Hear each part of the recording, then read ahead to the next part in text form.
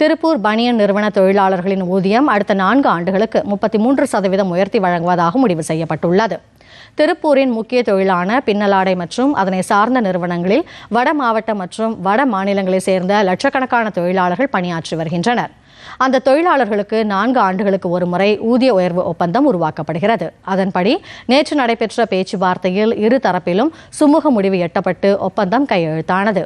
அதில் அடுத்த 4 ஆண்டுகளுக்கு 33% ஊதிய உயர்வும், பஞ்சப்படி 20,000 புள்ளிகளுக்கு 2,500 ரூபாயும், பயணப்படி 20 30 ரூபாயாகவும் உயர்த்தப்பட்டுள்ளது. புதிய ஒப்பந்தத்தின்படி பனியன் நிறுவனத்தில் பணி செய்யும் தொழிலாளர்களுக்கு 8 மணி நேரத்திற்கு 80 ரூபாய் வரை ஊதிய உயர்வு கிடைக்கும் என ஏற்றுமதியாளர்கள் சங்க தலைவர் சுப்பிரமணியன் தெரிவித்தார்.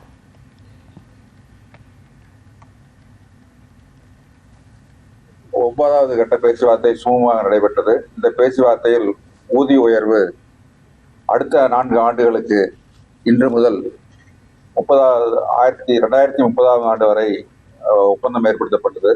33% வருகின்ற 4 ஆண்டுகளுக்கும் சேர்ந்து ஊதிய உயர்வு கொடுப்பதாக ஒப்பந்தம் கொள்ளப்பட்டது. அதே போல பஞ்சப்படி மற்றும் அடையாள அட்டை,